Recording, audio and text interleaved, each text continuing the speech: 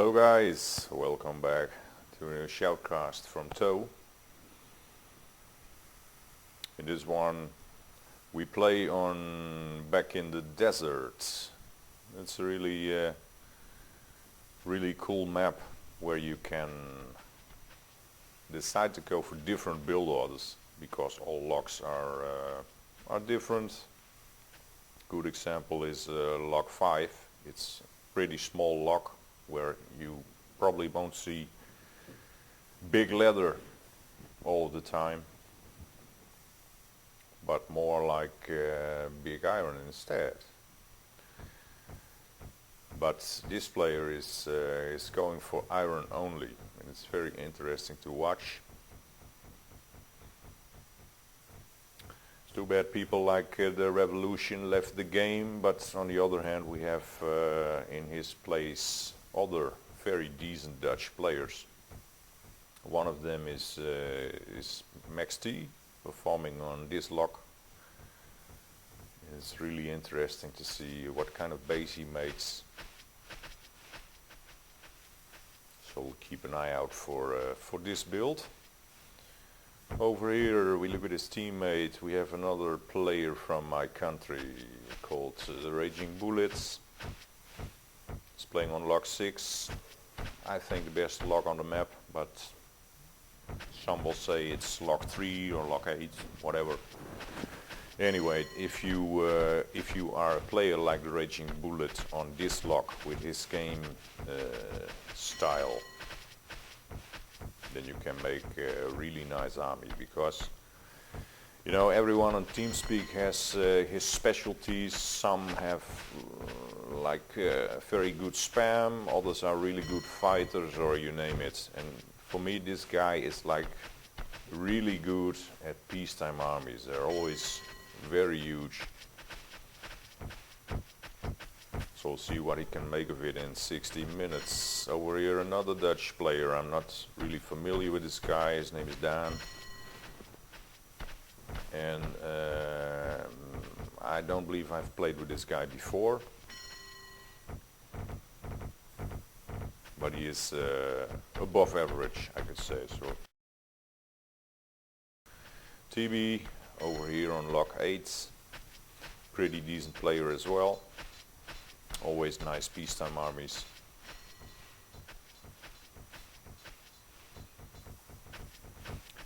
Let's go to the other team. Here we have Romek. Doesn't need introduction. I think he's one of the best players around, maybe the best player still. In Night's Emergence he's over at lock 4, and lock 4 is a big lock. You have a lot of space, nice trees here up in the north, closest access to gold and coal, so you can have like super fast gold smelter up here. And because of all the space, it's normal to go big leather here. So we'll see what he can do. Over here we have Viking. I think it's Broar. It's also a Polish player playing on lock 2. And lock 2 is kind of different from the rest because, well, it's pretty small, so it can be like pretty efficient to set up your base here. But coal is kind of tricky. You see, most players go for this coal field here. It's not really a small coal field, but it's will hold about a maximum of 10 coal mines. And when you reach 60 minutes, it's most of the time it's completely depleted, and you need to get your coal from this field. But if you have your iron weapon production, iron smithies, gold smelters up here because of the coal, then you have a problem, because if you need to get all the coal from here, you need way more servers to be as efficient as if you weren't getting coal from this field. But this player is going for the coal on the right side, so it's really interesting. So So we'll keep an eye out how he makes his base and what his peacetime army is while doing it this way. We have on 3 Prince Lothar, better known as Ben, a good friend of mine. He's pretty active lately, and he was in pretty good shape. Also in this game he performed really well. This lock, of course, is made for big spam. At least it has the possibility to do so. You can train a lot of search builders quickly because of the closed gold. You have a lot of, let's say this, you have enough trees nearby, and it can hold a lot of woodcutters on multiple places. You can fit up to 12 woodcutters if needed on this lock, which if you do it on this lock, of course, it's almost impossible. On this lock, it's never seen it. Anyway, the nice thing on 3, the nicest thing is the building space, I would say. And of course you have everything you need: iron, multiple mines, possible, enough coal. So we'll probably go for big leather spam. We'll see how it goes. Playing myself here on 1. Most people would say that 3 is better than 1. And I don't know, I personally like this lock a lot because you see space is unlimited,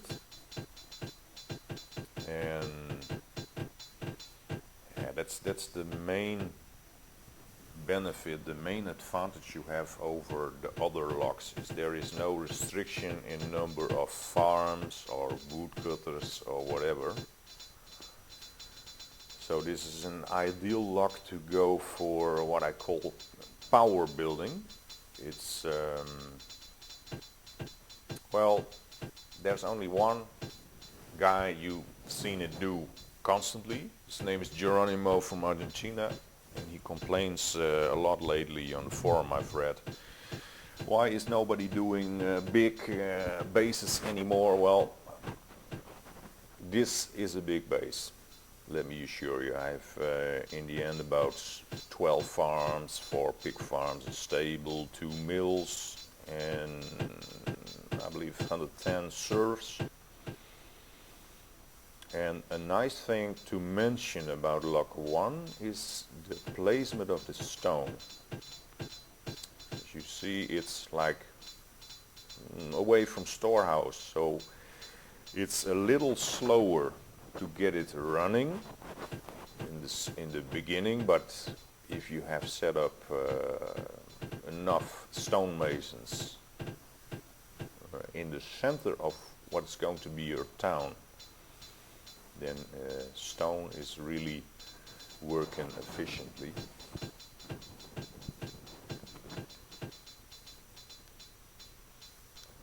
So we'll try to do a big base here, and 2 things are really important. That is enough supplies of stone and timber. And I decided to go for 2 schools from start to just have some extra laborers out fast.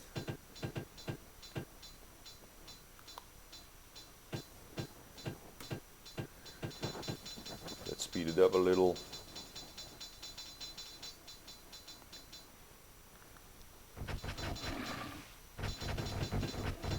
You can see that is the newer version of the Back in the Desert map that I made. So it's included in the public release. And I always thought that Lock 2 was a little bit too hard to play. Some players, like for instance Weekend, really likes this lock, but most players, including myself, and it's hard to have a good army out and certainly to have a nice spam after peacetime. That has to do with coal, of course, but you have easier access to trees here on the east side. So once you've reached this area, and so you set up a woodcutter here as well, then you shouldn't have any problems with timber for the rest of the game.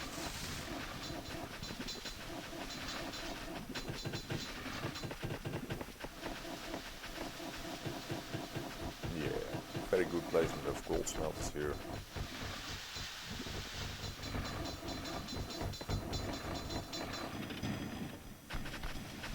Jeronimo is building outside of his base here with farms. Some people would say that's unwise, but I don't see any problems with it. If you are in time with your tower, of course, that is. You see that most players will get this iron mine because it just unlocks the iron smithy, of course, and you just set up your iron weapon production a little bit faster.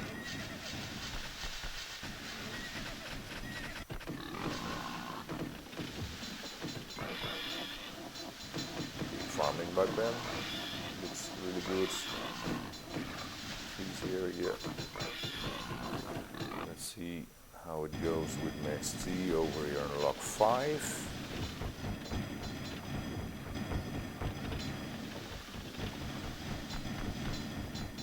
Yeah, you see more players do a couple of farms in this area here. Let's see, the farms are woodcutters most of the time.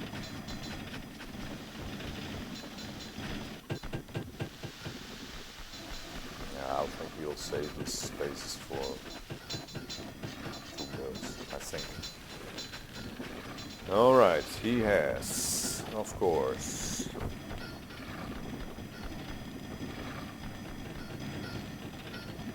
two of them up already. And interestingly enough, he goes for a stable as well. It will be big iron.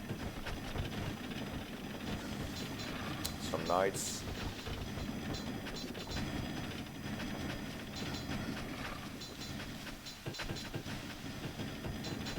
Yep. No pig farms, so he will go. He will feed his city on bread, probably, yeah, some fish. I'm really curious what he's managed to get out in 60 minutes. I think he will build all 5 of possible iron mines here.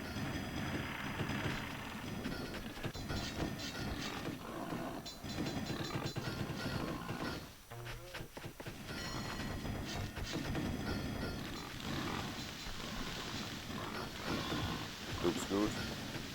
Also stable. You see, most players do stable nowadays. And it makes for interesting fighting, of course, and flanking with horses really efficient. Especially to flank ranged units. But if everybody does horses, you can expect people to make more pikes or lances as well. And that's probably why this guy will go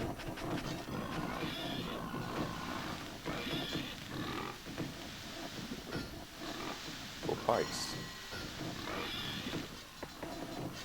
He will have leather, so he will go for bows and pikes. Interesting. It's pretty easy to spam it.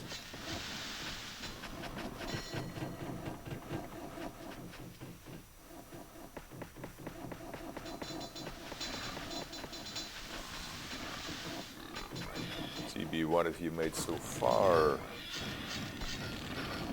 We will go traditional swordman. Bows is the most powerful combination in Knights Emergence at the moment.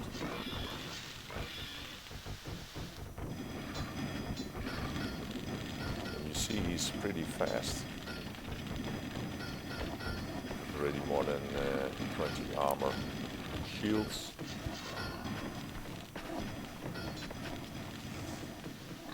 And the stable. Who doesn't have a stable? Let me...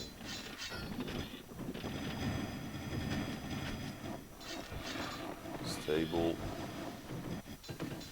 Another stable. And another stable. Everybody has stables. Except this guy, because it doesn't make sense. Yeah, that makes sense. Okay. Big builds.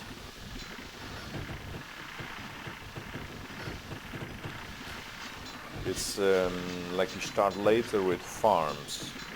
It depends on when you will make your first iron production. But when you go for farms, you do it good. So a lot of farms. And I want at least 2 butchers to work. And then you need at least 4 pig farms. Another 2, yeah, you could say like it's a minimum of 6 farms for 4 pig farms, then at least 2 farms on 1 stable, and then 2 more farms on 2 mills. And you can do it in a way that you get a little less corn to the mills. So most of your corn is going into the swine farms and stable.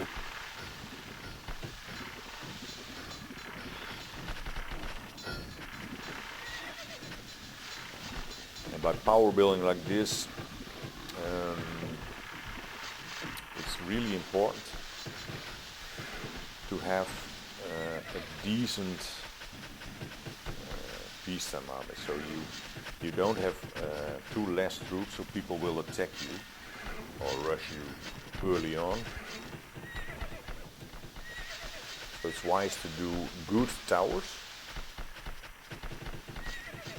and most of all important is that you do not let them scout you, so they do not see what your base is like. Because by scouting you can see a lot of things, because this game has no fog of war, of course. So once you've scouted some area, you always see what's happening there.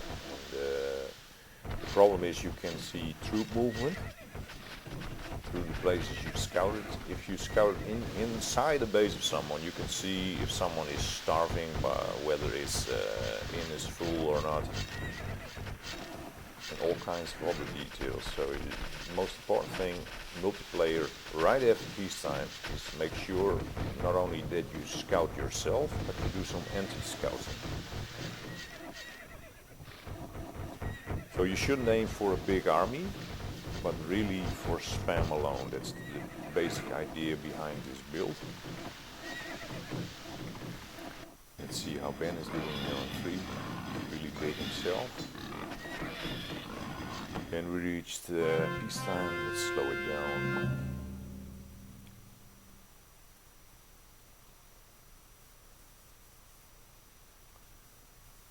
Double weapon smithy. Okay, his army is like a little too much swords.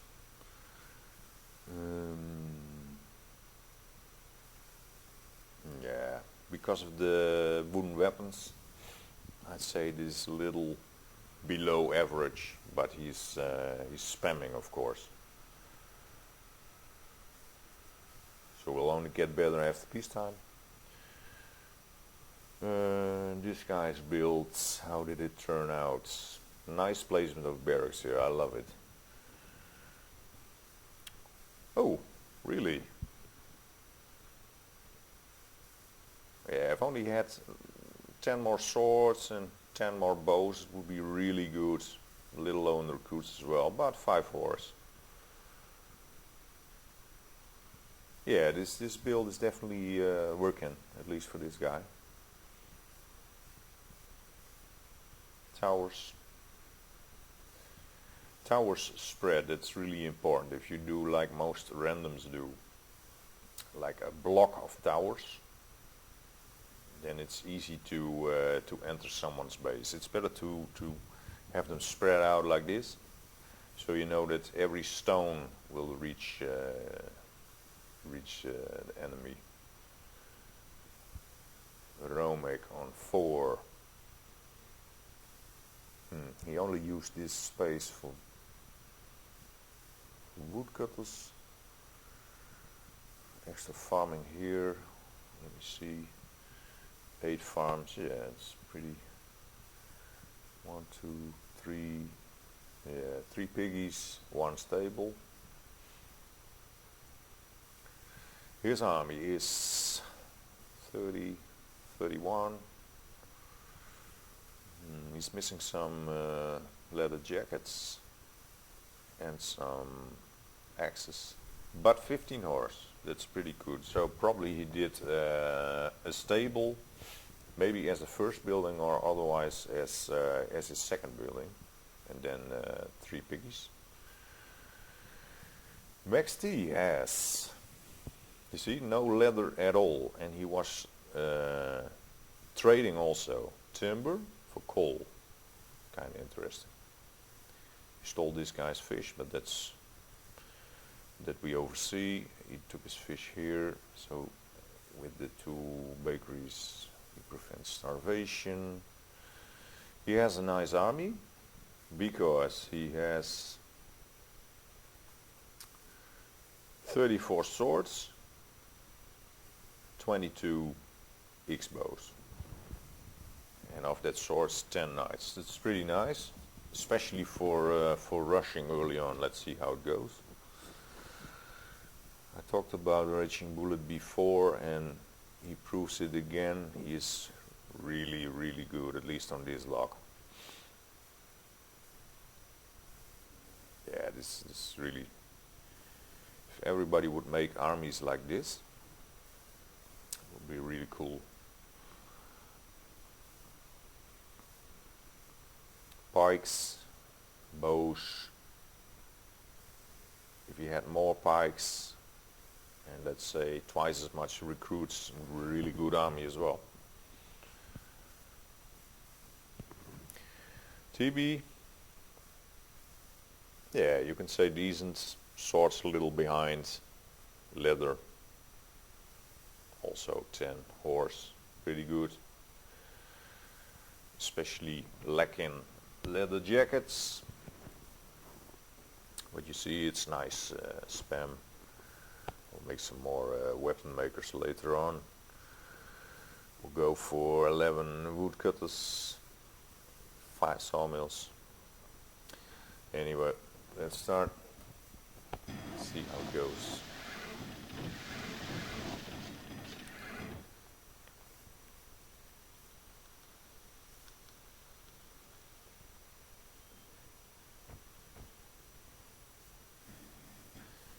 Everybody's scouting, of course. This is really nice. Oh man, did you saw that? Oh, too bad.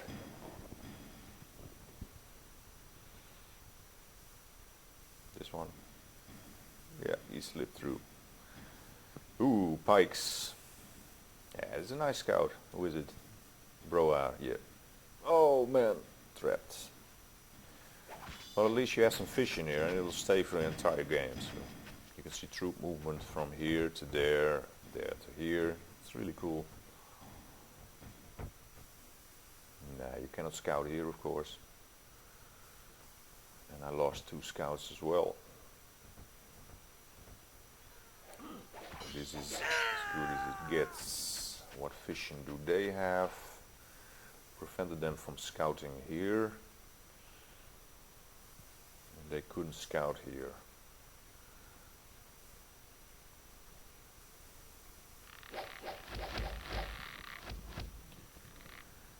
And you say, of course, what's the point of making crossbowmen? Because they're not as easily spammed as bowmen, and isn't it a waste of resources? Well, in my opinion, it depends on the map you're playing. And back in the desert, it is usually the case, not always, but usually the case that armies will take the center. Usually the armies from the south team will gather here in the middle, and you will see that the guy from 8 is responsible to closing this gap. So the player from block 1 cannot flank the army they've set up here in the middle.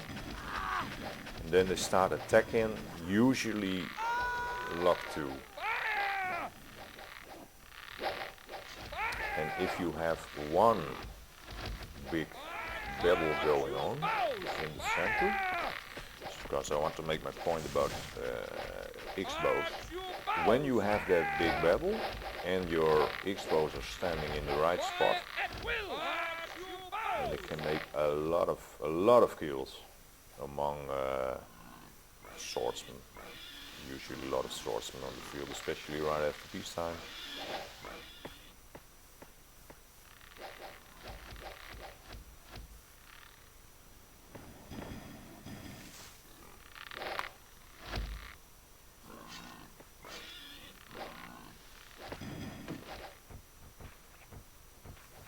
And I know that TB scouted me, I had some lenses here earlier, so he scouted about till here.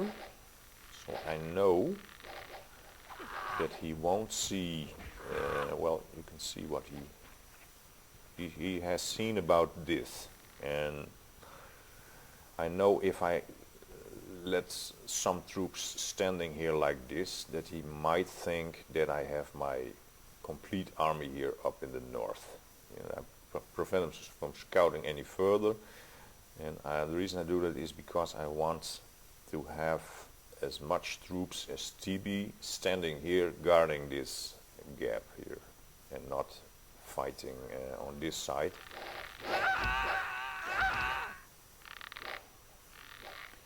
And he has not scouted this, so he cannot see what troops I have and what troops I will send down here. So he has to make a guess constantly, and he's also never sure that I won't attack him from here with some militia or so. So you'll see the guy on 8 most of the time has, like, besides some towers, of course, always some troops here. Because when you're in the big fight here with all players from south, it's probably coming like troops from here to attack your city, then it's usually GG for this player, because they don't have time to react or are in battle anyway here to come back and defend.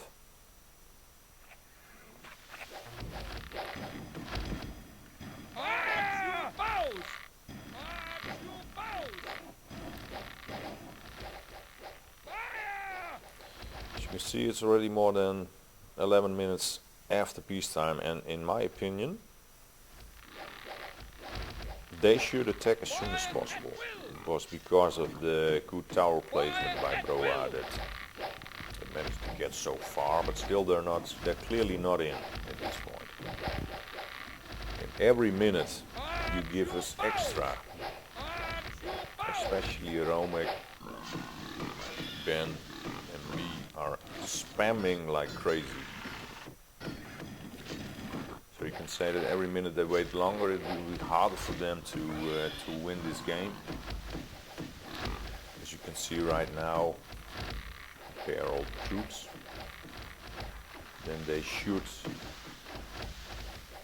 they should be able to kill us off. Especially,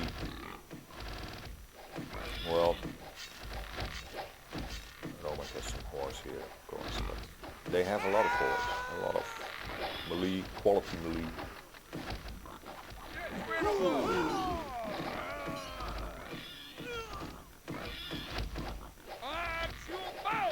Yeah, this is way too risky.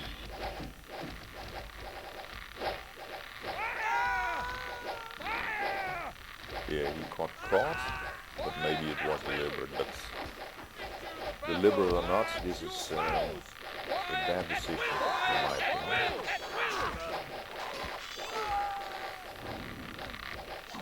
Luckily we're ready to free these bows.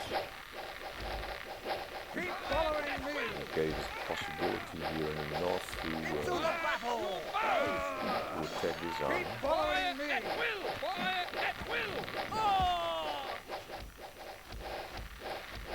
Yeah, I should mention, really nice towering by Jeronimo here.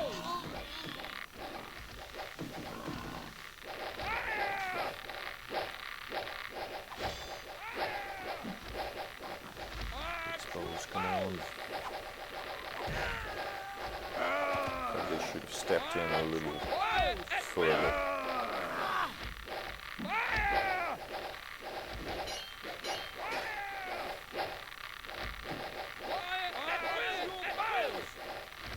You can see they make progress, but they're still at this point not in already.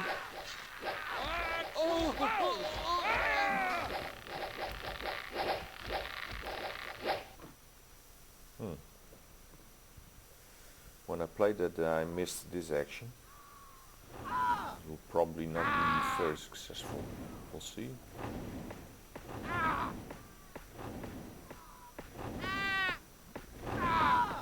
For me, it's no problem at all.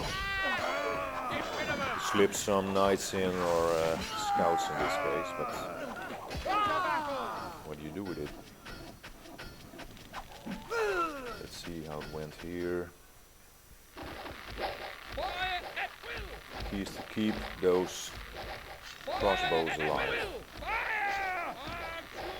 But they're not really good in the front line with bows, because bows have a better reaction time. So you cannot really push with them.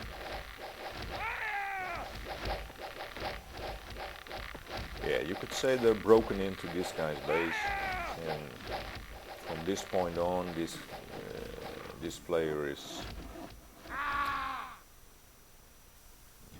he cannot produce a lot of troops anymore because his serfs are shot at. Okay.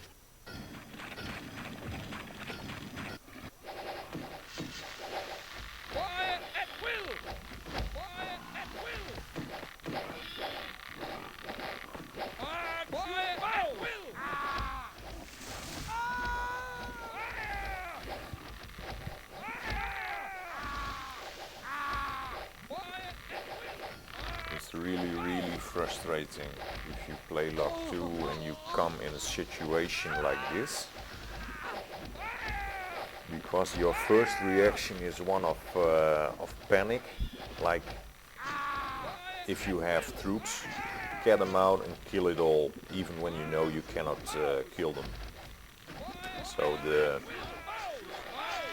plan is to keep calm, retake a position, because you cannot take position on this place with all the buildings. So we'll ask him to destroy some houses, so we can retake position here to flank them from north.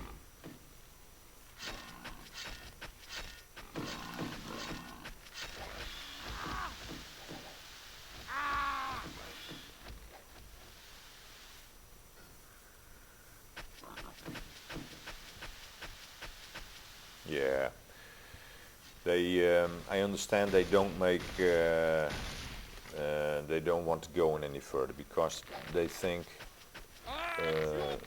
let's leave it up to the enemy to wipe us out of here, at least try to do so, because this guy is dead anyway, and if you have a situation where it's 3 versus 4, you should win all the time.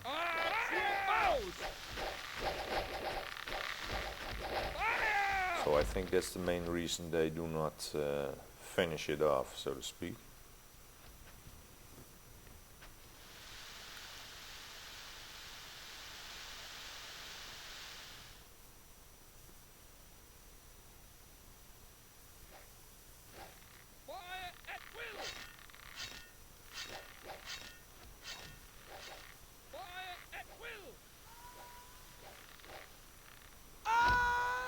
So we realize at this point that even if we hold, we re-establish a new line of defense here, it will not change that much because we have one guy less to spam troops. So they, in numbers, they will always be bigger than us. Especially if you have a guy who makes like big iron only.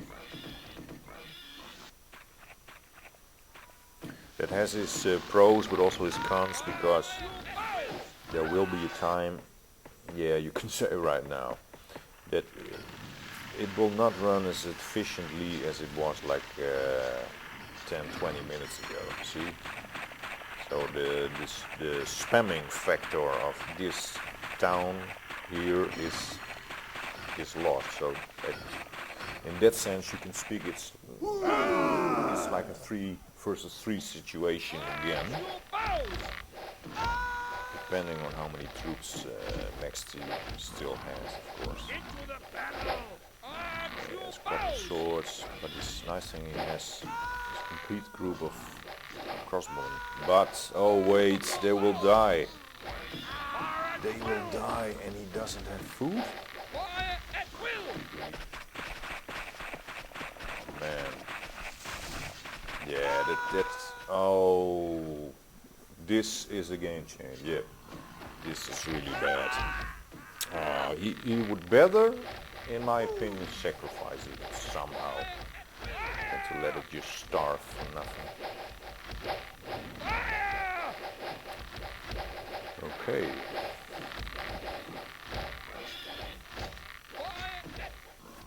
Retaking position here, and because Ben and I are spamming like crazy, we'll be able to put up a nice new set of troops here in the north. Put here some extra swords. And Ben has a nice spam of horses, I must say, this game.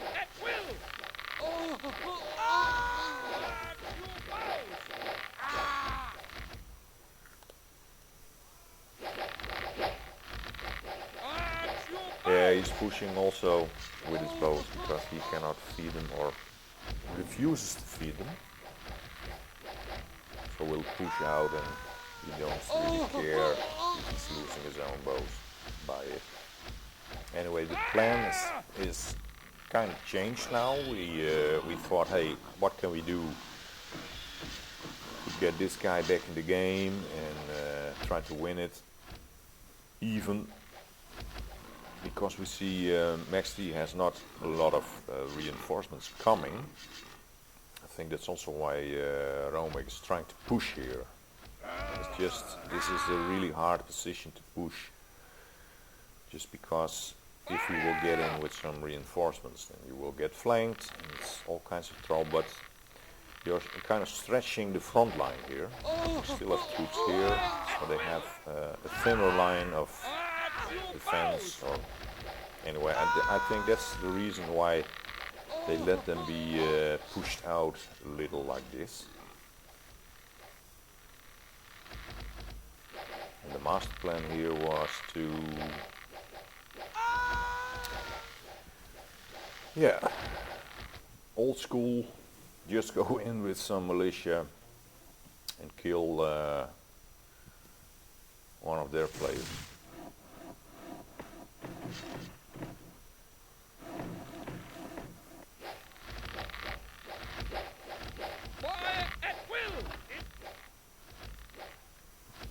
And I was waiting to do that the minute they would push in further with the troops, but that moment never came. So the troops, amount of troops here get bigger and have more chance of success, of course. Okay, what will they do? It's always nice to have an initiative here. And I believe he didn't notice that I had some knights here as well. So you cannot send just one group of knights back to kill this off, because I have knights myself, so they have to make a decision. So this guy is taking half his troops this way. And then you have a chance to do a big battle here. Into the battle! You see, they kind of panic. They walk this way, then this way. In the meantime, we're killing units.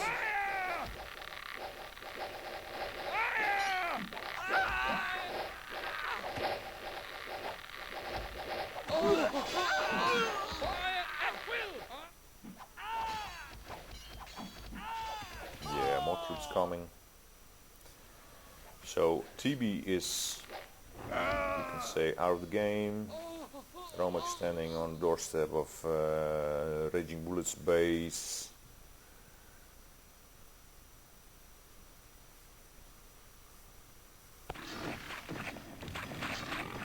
So he's kind of dead also. Maxty, in a sense, was already kind of dead just because he didn't spam. So it's GG for us. Let's take a look at the stats. And you can see, if you look at my army, it's like slightly below average. But then boom. Same for Ben. And you see what I told you about the Raging Bullet. Big starting army. Interesting. What can we tell about his stats? Economy. Ben and I had most serfs. Buildings is just because I had above all the extra farms, etc. I had also, I believe, maybe 10 towers or so. It also counts as buildings. A lot of food is just because I had an additional 2 bakeries.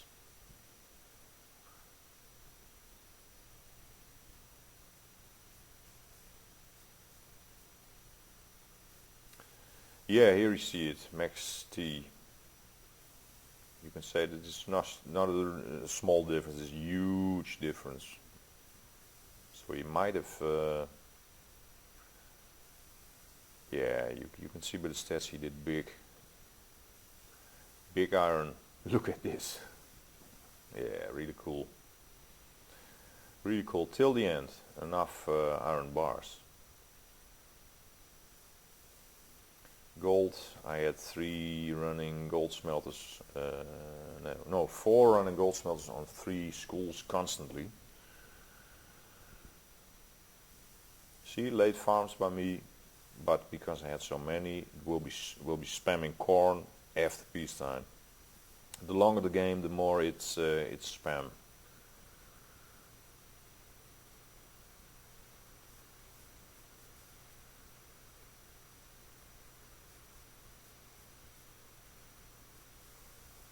Max D again because of the X bows.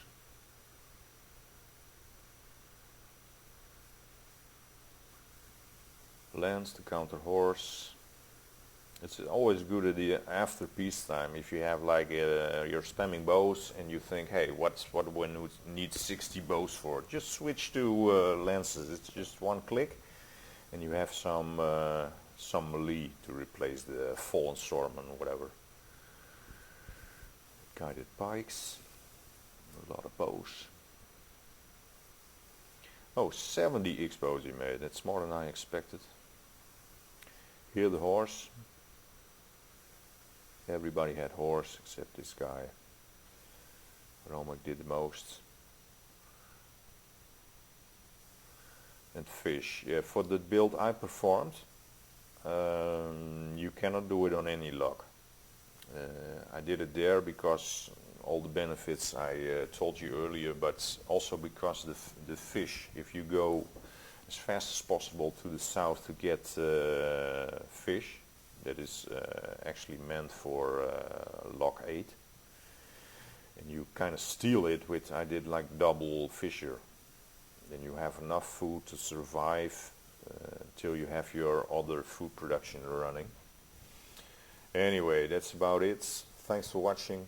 Like to see you next time. Bye bye.